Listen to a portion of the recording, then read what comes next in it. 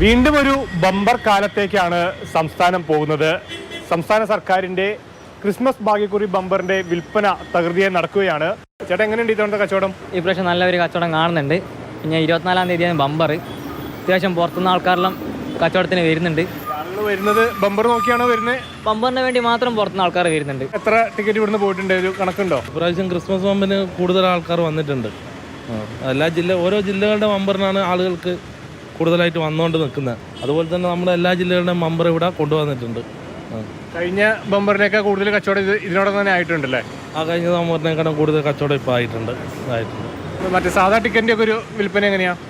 സാധാ ടിക്കറ്റിന്റെ വിൽപ്പന ഇപ്പം നല്ല രീതിക്ക് നടക്കുന്നുണ്ട്. പ്രൈസുകൾ ഉള്ളത് കൊണ്ട് ഇപ്പോൾ കച്ചവടം കൂടുതലാണ്. പ്രൈസൊക്കെ വന്നിട്ടുണ്ടോ? ഇപ്പോൾ പ്രൈസൊക്കെ വന്നിട്ടുണ്ട്. നമുക്ക് 13 ഫസ്റ്റ് പ്രൈസ് വന്നിട്ടുണ്ട്.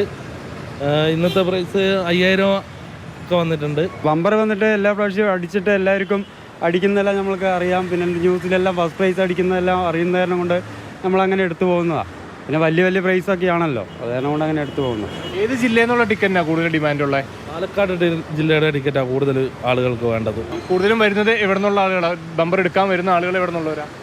ഒട്ടുമിക്കതും നോർത്ത് ഇന്ത്യയിൽ നിന്നെല്ലാം വരുന്നുണ്ട്. തമിഴ്നാട്ടിൽ നിന്ന് വരുന്ന ആൾക്കാർ, അങ്ങനെ കർണാടകയിൽ നിന്നും തെലുങ്കാനയിൽ നിന്നും അങ്ങനെ വരുന്ന ആൾക്കാരാണ് കൂടുതലും. മലയാളികൾ ലോട്ടറി ടിക്കറ്റ് എടുക്കുന്നുണ്ടോ? അവരുടെ ഒരു എടുക്കുന്നുണ്ട്. മലയാളികൾ പുറത്തുനിന്ന് വന്നിട്ട് എടുക്കുന്നുണ്ട്. സ്ഥിരമായിട്ട് എടുക്കുന്നവരെ കൂടാണ്ട് ഈ ബമ്പർ മാത്രം എടുക്കാനായിട്ട് പുറത്തുനിന്നുള്ള ആളുകൾ വരും. പുറത്തുനിന്ന് ആൾക്കാർ വരുന്നുണ്ട്. ബമ്പർ മാത്രം. അത് ഓണം ബമ്പർ കഴിഞ്ഞാൽ ഏറ്റവും കൂടുതൽ പ്രൈസിലുള്ള ബമ്പർ ഇതാ. പുറത്തുനിന്നുള്ള ആൾക്കാർ വരുന്നുണ്ട്.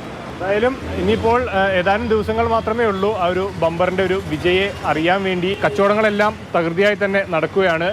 ബിനു പാമ്പയ്ക്കൊപ്പം വിഷ്ണു പ്രകാശ്, മാതൃഭൂമി ന്യൂസ്, കൊച്ചി.